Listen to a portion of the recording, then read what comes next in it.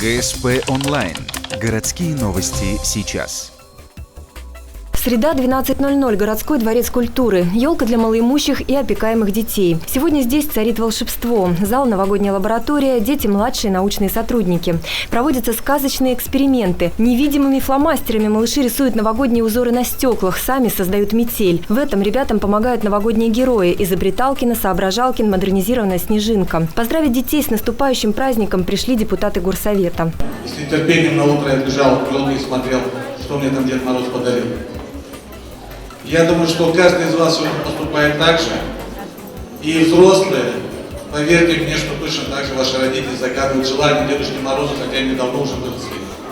Елочка зажглась, но долгожданное торжество пока еще не наступило. Дети ждут новогоднюю ночь как главного чуда уходящего года. И дело тут не только в подарках. Когда мы будем смотреть все вместе телевизоры, когда салюты будут там, и еще хлопушки, фейерверки. Снежный генератор заработал, снежинки изобретены. Костюмированный утренник завершается. Лица детей сияют улыбками. Сегодня они искренне верят в чудо.